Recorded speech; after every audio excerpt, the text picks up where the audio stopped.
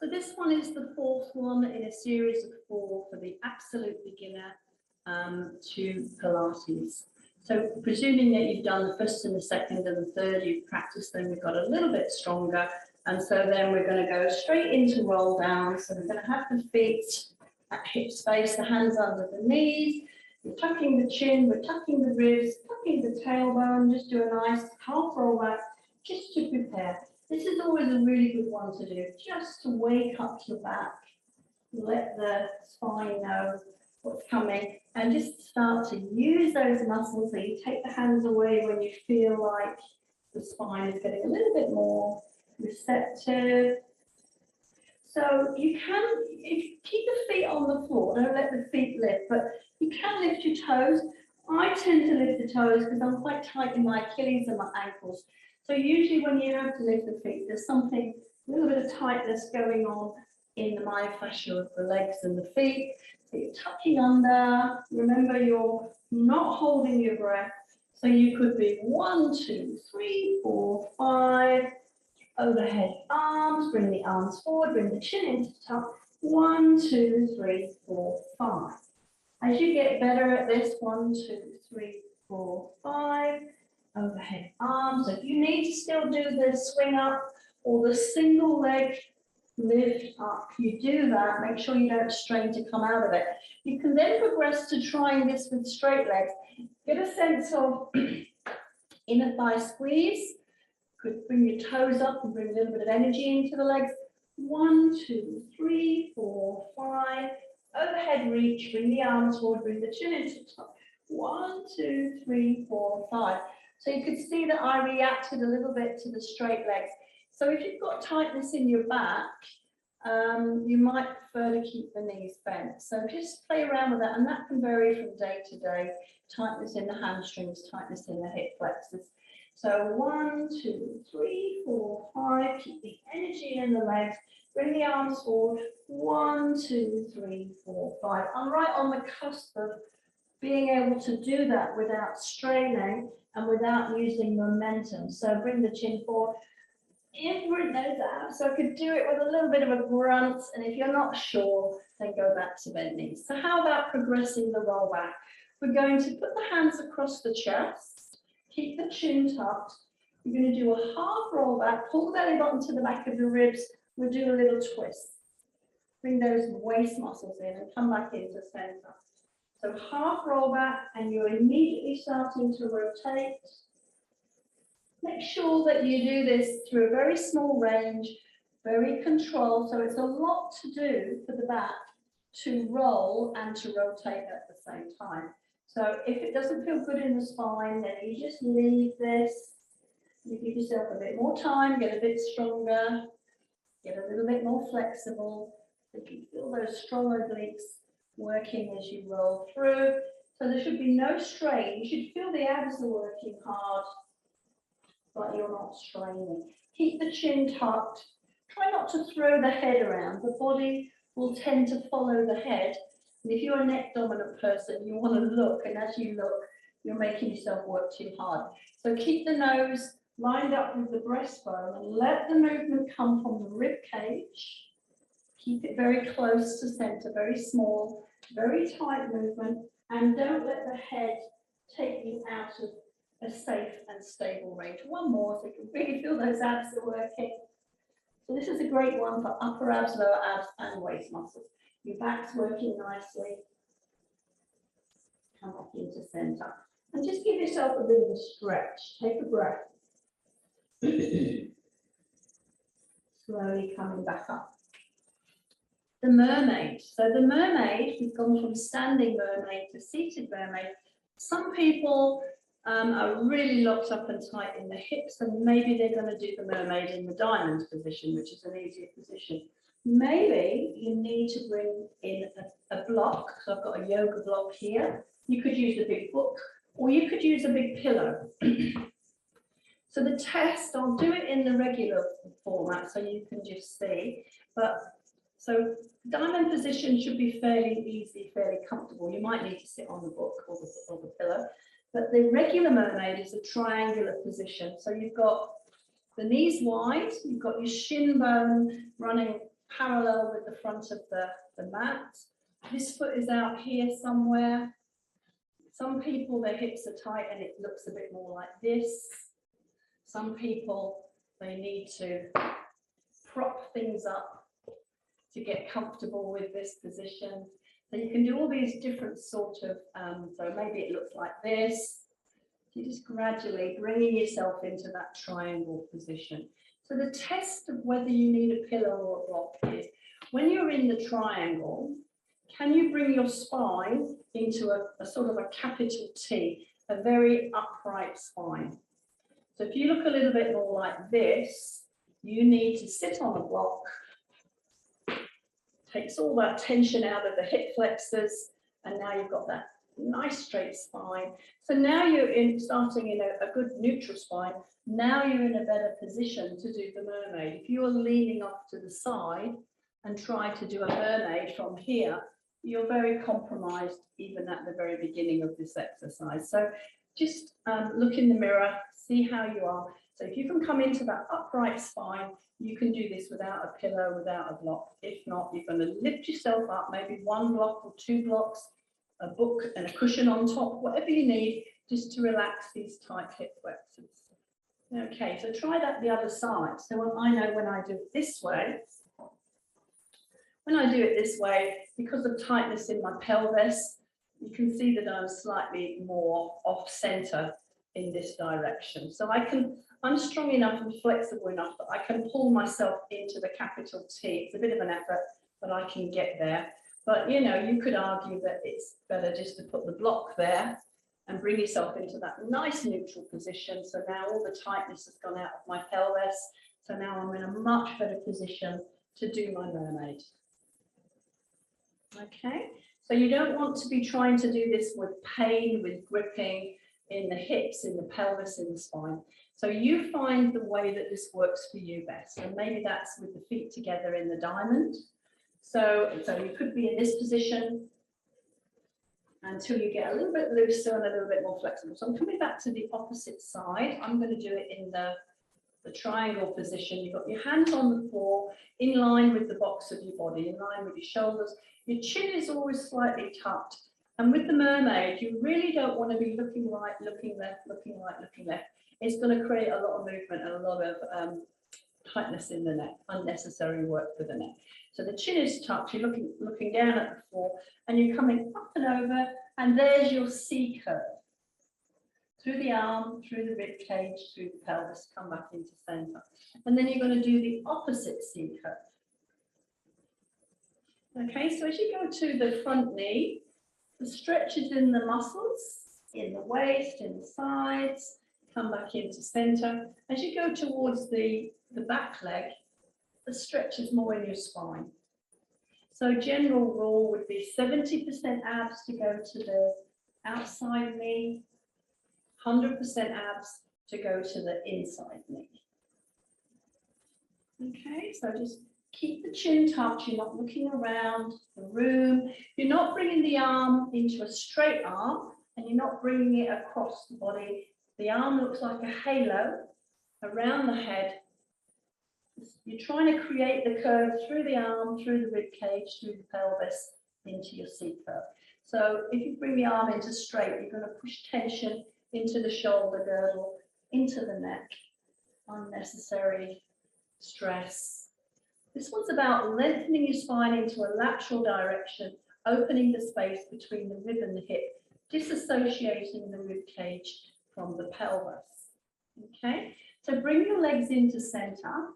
You could drop your head for a minute and just give yourself a little bit of a stretch, and then coming into the opposite direction. So if you were doing this in the diamond, nothing changes, but if you're doing it in the triangle, then see how you go. So again, you might be propping up one knee if it's uncomfortable. You might be sitting on a block or a pillow, and you're going to just see if you can come into that nice upright spine, put the hands down in line with the corners of the box, the shoulders and the hips, and you're coming up and over and come back into center. So the breathing rule, you breathe out as you move out from center, pelvis.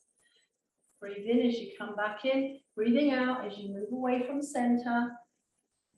So the center might vary in the exercise, but in this exercise, the center is your pelvis. Come back here. Breathing out.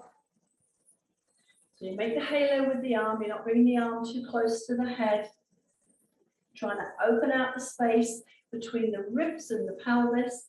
Disassociate the rib cage from the pelvis, and when you do that, your lumbar spine, your thoracic spine just gets this amazing stretch, which maybe in the beginning doesn't feel that amazing because your back is so very tight. Bring the leg around, so that's called the mermaid. Drop the head. There's many versions of the mermaid. That's just the very beginning of it. Come back into upright. So we're going to come onto our hands and knees. And we're going to just stretch our arms in front of us and just start by tucking your toes under and just roll out into your little toe, roll into your big toe, and then point your toes and sit into the feet. A lot of people really struggle with this movement. So you might be here, you might be so uncomfortable in your knees that you have to put a pillow behind you just to take a little bit of the pressure out of the knees. So you start wherever you are, don't force anything, but you're really trying to stretch the superficial front line, the line of connectivity through the front of the body. And a good sign that you're tight, obviously, is pain and discomfort, but it might be also that you've got quite a space through here and you can't quite get down into that nice flat front line. So if you're like this, that means you're very, very tight through here, which is causing problems in the feet, the ankles, and knees. You don't want that to continue. You want to address that. So some of the things you can do is just learning to sit into your toes, which, like I say, can be very uncomfortable in the beginning. Wriggle the toes inwards and outwards, work the joints of the feet. Our feet have to carry us around, so we have to take care of our feet. Otherwise, we're going to end up with real problems in later life. And then you're sitting into the top of the feet. So maybe you can get beyond being in that forward position to hands by the knees, hands by the hips, and eventually you're coming into behind. And then you really start to feel that stretch through the quads, through the front line. So that's something just to do little and often. Try and do it once a day, maybe while you're sorting out the television or whatever. You just give yourself a moment where you're sitting into the legs so that it goes beyond being excruciatingly uncomfortable to becoming something that actually feels quite pleasant. And that might be a bit of a stretch at the beginning, but eventually you'll get there if you do it little and often. So leg pull prep, you're going to tuck your toes under. You're going to reach your arms as far forward as you can. And then you're going to bring your shoulders over your hands. Engage your abs. So pull your belly button to the back of the ribs. And you're going to extend one leg, extend the other leg, tighten your bottom, pull your belly button into the spine. And then you're going to bring one knee down, bring the other knee down, and sit back into the toes. So it's the form of a plank. You tuck your toes under, feet together. Full stretch of the arms, that gives you a bit more range. You bring your shoulders over your hands. Engage your powerhouse, pull your belly button to the back of the spine. Extend one leg, extend the other. Tight, tight bottom, and then your back will feel comfortable. Belly button to the spine. You don't want to be sagging down here, that's really not safe. And you don't want to be up here, that's not easy for the shoulders. You're in that diagonal line, belly button pulling in, bring one knee in, bring the other knee in, sitting into the heel. So there should be a diagonal line from the shoulders to the ankles. So do that one more time. Shoulders over hands. Abs engaged. Extend one leg. Extend the other. Really tighten your belly button. Tighten your bottom. Pull your belly button into your spine. 1, 2, 3. Bring one knee down. Bring the other knee down. Sitting into the heels. Take a breath. And slowly come back in. So that's one to practice. You don't need to do it too many times, but little and often you're going to get stronger and stronger in your core. And there's not much movement, so the skeleton's very safe in this exercise, and you're just building up core strength, core stability. Another one that does the same thing, builds core strength and stability. You're going to have your hands under your shoulders, your knees under your hips, you're in table position. You're going to pull your belly in. You pull up through the lift and put the belly button, And just slide your right arm and your left leg out and just try and keep the box of your body nice and still and come back in. Stay with the same arm and the leg, don't change sides. So sliding out and try and keep the box of your body nice and steady. So you don't want your box moving off to the side. So when you can extend the arm and the leg and still keep the box nice and still, see if you can lift the arm and the leg. Come back down and come back in. So the whole point of the exercise is engaging your powerhouse enough that you can keep the box perfectly still as you lift, as you lower, and come back in. So one more time. Sliding out, lifting, lowering, come back in. Sit into your heels for a minute and just give yourself a little bit of a wrist circle, because this one is obviously going to get people's wrists. All these movements are designed to make your wrist stronger, so that as you progress with your Pilates, you can do some of those stronger moves later on. But in the beginning, you're going to notice your wrists feel quite weak and a little bit uncomfortable. You can do it on your knuckles if you prefer, if you've got any sort of RSI or wear and tear in there. But if you can handle a little bit of discomfort, then just see. You're only going to do it 4 times. So come back into your tabletop position, hands under shoulders, knees under hips. So abs engaged, pull up through the pelvic floor, imprint the belly button, tighten the waist. And now you're going to slide your left arm and your right leg out and come back in. You do that a couple of times and see if you can keep the box nice and still. So like I said before, we've always got a bit of a bias depending on whether we're right-handed or left-handed. So one side might not quite seem so easy. See if you could lift. Come back down and come back in. So you're pulling your belly button to the back of your spine. Lift. Down. So it's balance, coordination, it's strength, flexibility, endurance. Does it all. One more. Extending. Lift and stretch. Come back in. And come back into your table. Sitting into your heels and just give yourself a nice stretch. Take a breath. And then slowly roll back up. So again, we're going to do our transitional roll back. So remember the roll back, we're going to see how slowly can we roll to the floor, imprint the abs,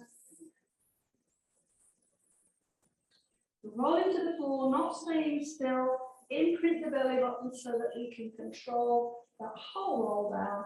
Just give ourselves a little bit of a stretch. So just stretch with the arms, stretch with the legs. So the most important thing you do in any Pilates lesson is to stretch and lengthen your spine. Take a nice breath and then breathing out, relaxing everything and bringing the hands back over. So bend your knees, bring your pelvis into a nice level pelvis. And we're going to just hold the front of the pelvis, the ASIS, pull up through the pelvic floor, imprint the belly button, tighten the waist, and we're going to float our right knee. We should be getting really good at that now.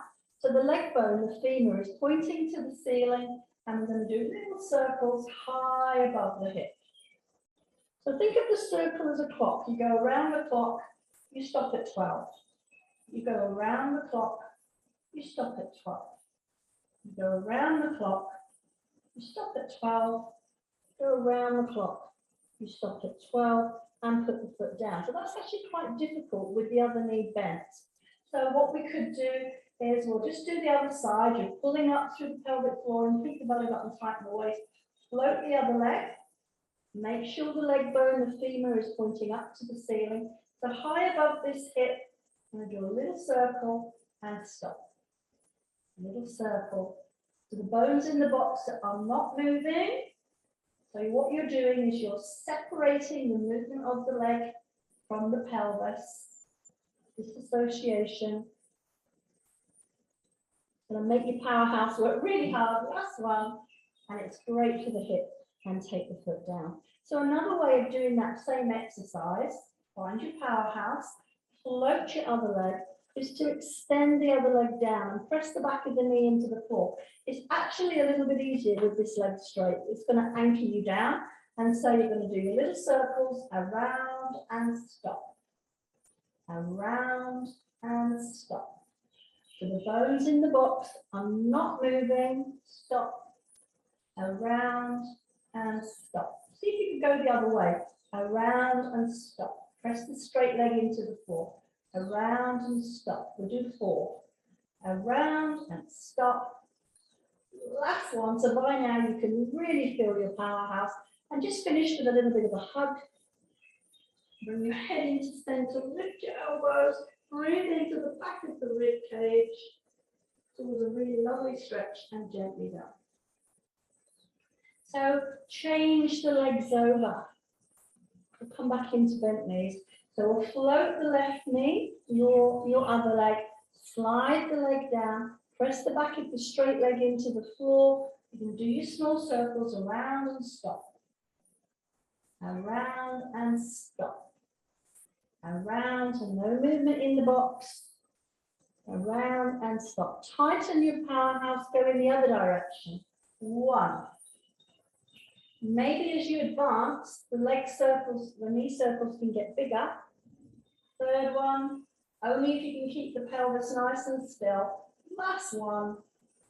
Obviously, the bigger the circles, the harder it becomes. Hug the knee, bring the head into center, lift the elbows, pull the belly button to the back of the ribs, take a breath. Slowly, gently down. Bring your other knee in and just give yourself a little squeeze. So take the feet to the floor. Take the arms out in line with your shoulders. For this one, you're going to drop your belly button into the mat. And you're going to just take a deep breath in. And as you breathe out, let the knees roll to the right side. Keep the knees together and keep your shoulder blades planted. Press your inner thighs together. Pull up through the pelvic floor. Bring the knees back into center. So deep breath in. As you breathe out, let the knees roll to the left. Keep the shoulder blades firmly pressed into the floor. Squeeze your inner thighs. Pull up through the pelvic floor. Come back into center. Breathing in. As you breathe out, knees to the right. Maybe you could turn your head to the left. Make sure the shoulder blades stay planted. Inner thigh squeeze. Pull up through the pelvic lift. Everything comes back to center. Breathing in. As you breathe out, at least 70% abs, knees to the left, head to the right. Inner thigh squeeze, pull up through the lift, 100% abs, come back into center. You're not really trying to touch the knees to the floor in this exercise. You want to use the weight in the legs to really give your back a beautiful stretch. Make sure the shoulder blades don't lift. That's the point where you're going too far. Inner thigh squeeze, strong abs, everything returns. So one more time, deep breath in. As you breathe out, knees to the left, head to the right. With a stretch, deep breath in. As you breathe out, strong abs, come back into center. And then just bring your hands in and just hug your shins and just let your back come back into a nice relaxed position. Head into knees. So we do this rolling into a ball 20 times in the class maybe, and each time the neck, the spine is getting a beautiful stretch. Take the feet down, 1, 2. Side lying, you're going to roll over onto your side. So when you do this exercise, you could have your arm in line with your spine and your head on your arm. You can hold the back of the neck, which pumps up your biceps, gives you a little bit of support, or you could grab your pillow and you could put your pillow between the shoulder and the ear and just bring your neck into that perfect neutral spine. So maybe I'll do it this way. And you're going to have your ankles, your knees and your hips all stacked. Your ankles should be close enough that you can touch them. And you're going to just push your top hip away. So at the beginning, your waist is sinking into the floor. Your spine is curved. But as you push your hip away, you bring your spine into that perfect straight spine. And we've done the clown. So now we'll progress to extending the leg. And if you get 2 or 3 fingers and just put your fingers from the top of your pelvis towards the bottom of your rib cage, you can measure that space. You're just going to lift and lower the leg, keeping that space exactly the same. So if you go too low, the space gets bigger. If you go too high, the space disappears. So you're just trying to maintain the space between the ribs and the pelvis to find your range to stay in that perfect neutral spine. So you can feel this one is really working the muscles of your bottom, your abdominals, your leg muscles.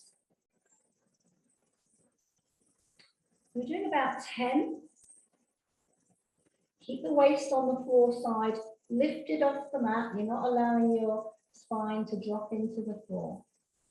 So bring your knees together, have a little rest for a minute. When you're ready, just a couple of seconds, you're ready to go again. Engage your powerhouse, extend the leg. So now little tiny circles, and again, you're measuring with the fingers. I've got 3 fingers there, just measuring the space as I make my small circles. Circles are always difficult. They sound like they would be quite nice, but they're actually quite a challenging exercise. Go the other way. How smooth and circular can you make your circles, or are they a little bit wobbly?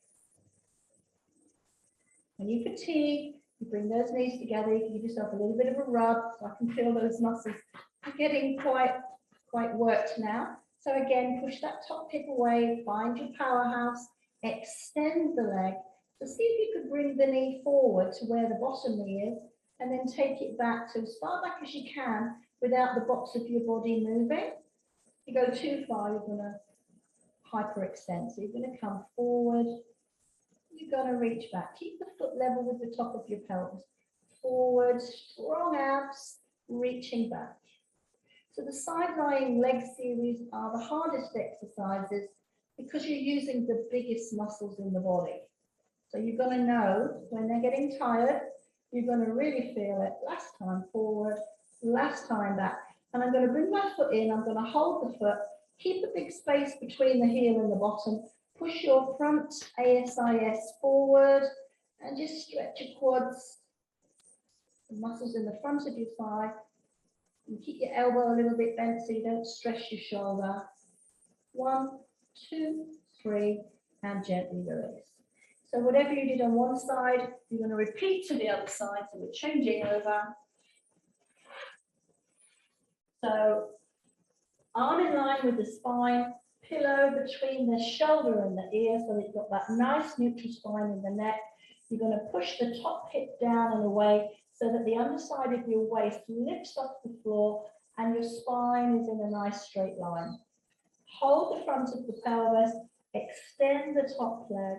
You're going to make 3 fingers between the ribs and the hips. You're going to lift and lower, and the space between the lowest rib and the top of the pelvis does not change. So you're not bringing the leg really high. Even if you could do that, the space is going to disappear and your spine will no longer be in that safe neutral position. So you're not really touching the floor and you're not going too high, and you're just going to go to about 10. You don't really do more than 10. You'll feel the fatigue in the glutes. Sometimes you feel that fatigue quite quickly, and that's usually a sign that that's your dominant side. It's already worked hard, it's already quite tired. So what you would do is you would do a few, you would have a rest, and then you'd do a few more. Try and do the same to both sides so that you don't build up imbalances. But if if you hit a problem straight away, it's probably because you're working on the side that's compensating. So then strong abs, pelvic floor, engage, belly button to spine, extend the leg. You're lifting the waist, you've got that gap measured, and you're doing small circles. And you want your circles to be as circular as possible. So if you need to, you look at the foot so the brain can see how coordinated that movement is. And then abs strong, change the direction of your circle. Like I say, circles are moving through all those different planes, so they can be quite challenging. And then you bring the knees together and a little bit of a rub. If it's feeling already quite fatigued, you get your knuckles. You just could do some thumps, just relax. So then we did the leg swing. So you're going to push that top hip away, lift the waist, abs engaged, extend the leg. You measure the gap between the rib and the hip, and you're just coming forward, you're reaching back. Forward, keep the box nice and calm. Forward. I know when I go too far that this bottom knee starts to lift off the floor. Forward and back. Focus on your abs, not the leg. Forward and back. So we're trying to do 10, but if you get fatigued, you stop before then. So sometimes it's better to do 6 really well than it is to try and do 8 and just feel that those last 2, you didn't do them very safely and it didn't feel right. So you're holding the foot, big space between the heel and the bottom. Push the ASIS forward. Just feel that stretch through the front of the thigh. Elbow soft so that you don't push stress into your shoulder. And gently release. So we're finishing with our spine, so we're coming onto our front.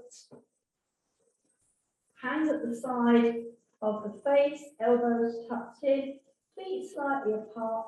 Just feel very heavy in your pelvis and just float the head, chest and shoulders. So to begin with, you're going to just start by dropping your low ribs into the mat and just feel that extension through your thoracic spine.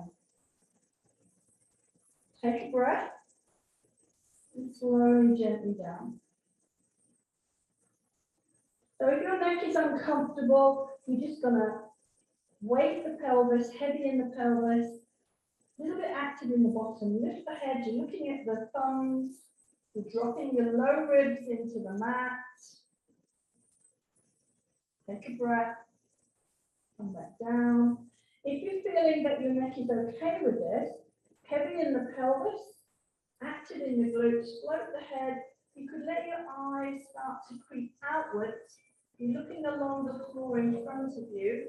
Drop the ribs into the floor and press the tongue gently into the roof of the mouth and take a breath. Feel that connection with your new core. Release your tongue and then the eyes come inwards. Nice and slow. You're looking down. Try that again. So you're heavy in the pelvis, the bottom muscles are a little bit active. You're floating the head, chest and shoulders. You're looking outwards along the floor. They say, imagine you've got a spider in front of you walking out from you. And just go to the point where you feel your neck is comfortable. Drop the low ribs in the front of the rib cage into the floor. Tongue to the roof of the mouth. Take a breath. And then you release the tongue as you exhale and you watch the spider walk back in again. So it's a nice gentle way of extending your neck and your thoracic spine without being too strong. Now, if that's really strong, you just stay with that and do it a few more times. If you found that was really easy, try putting your hands at the width of the mat, feet at the width of the mat, and this time heavy in the pelvis, slightly active in your bottom, and you're going to gently press up through the hands. And again, the spider is walking out. Maybe the spider is walking up the wall in front of you. And then tongue to the roof of the mouth, take a breath. Expand the ribs into 360 degrees as you breathe out. Release the tongue and the spider comes down the wall. It comes inwards. Tuck your chin to your neck and then roll down through the rest of the spine. So you try and separate the neck movement from the spinal movement. So heavy in the pelvis, you're pressing up to wherever you feel comfortable. And then you imagine the spider walking outwards, walking up the wall. For some of us, the spider can even reach the ceiling. Tongue into the roof of the mouth, take a breath into 360 degrees. Drop the weight into the pelvis. Feel like you're heavy in the shoulder blades. As you release the tongue, release the breath, the spider comes down the wall. And it comes in until the bones of your chin are touching your neck. And then you're rolling down through the pelvis, nice and slow.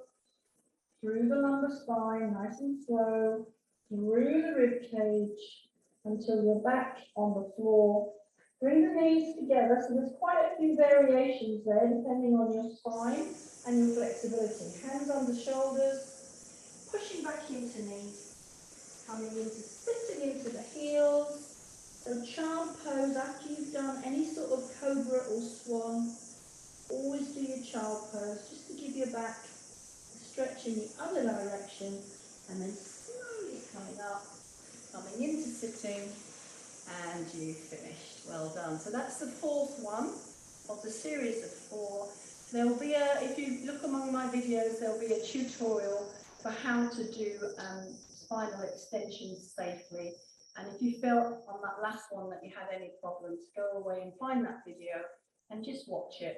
And then that way you can do that much more safely. So well done. Keep practicing these, and then start to jump into the beginner classes on my website.